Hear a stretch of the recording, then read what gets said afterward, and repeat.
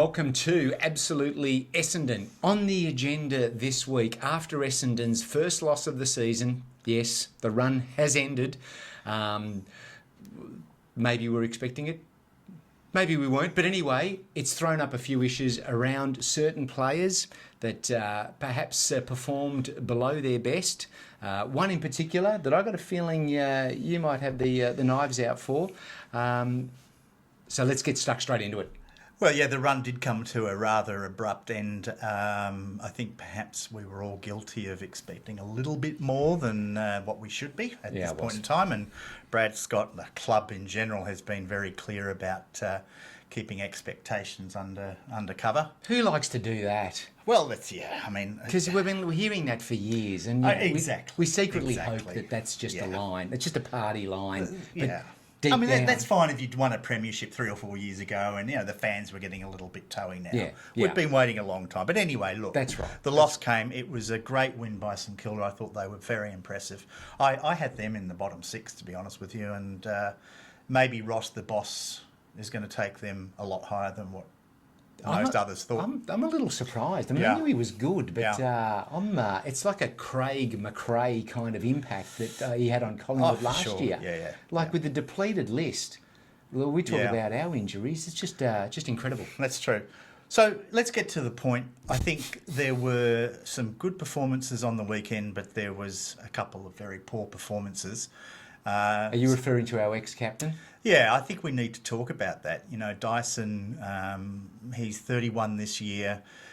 I don't know what it is about Essendon, how our players don't seem to have a career beyond 30 yet. Geelong won a premiership last year with, I think, 9 players over 30. Yeah. We've got 1 player over 30 and he can barely kick the football. So is it the hanger? Well, but that's probably a separate video for another time. It is. There's a lot of conspiracy theories out there about the hanger. It's cursed. But look, let's talk about Dyson. 3 rounds in, and it's already being publicly discussed. The media is looking at it. If he is, rightly in the team, has he earned his place in the team?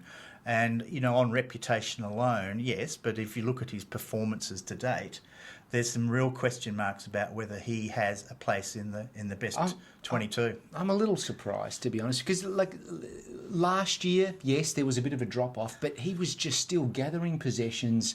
He was right in the guts of it. Yeah, sure. There was the occasional clanger.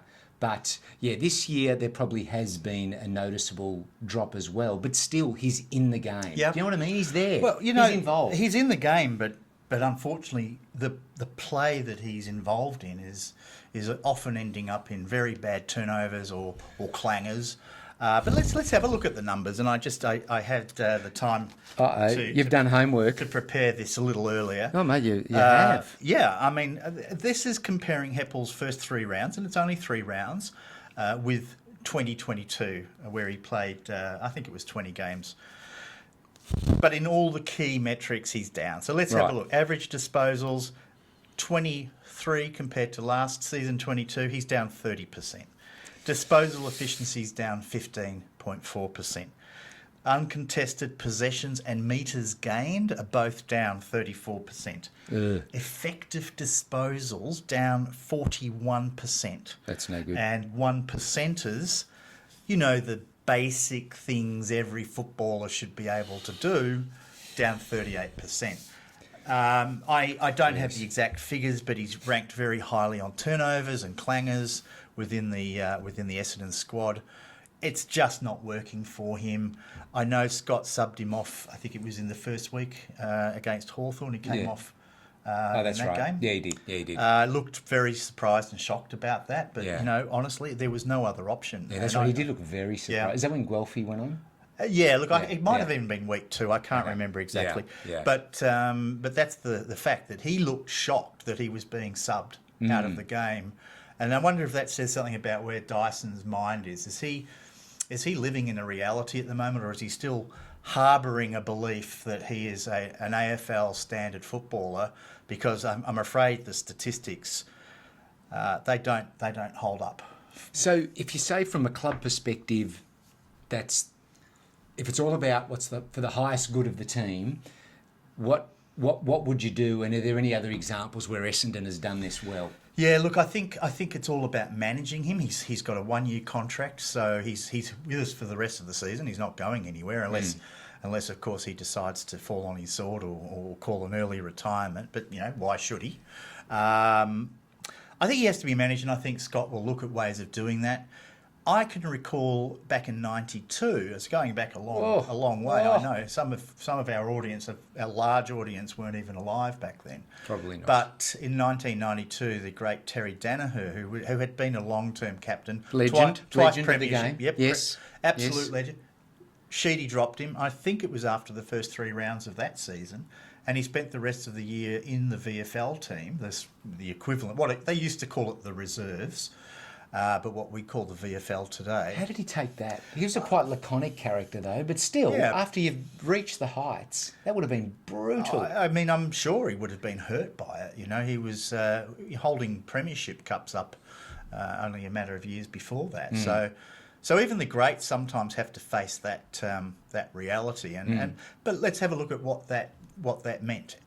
The VFL reserves that year, Essendon's reserves, won the premiership, and it was a team that had young names like Hurd, Mercury, Masiti, Cal Thorpe, the baby on and bombers. on.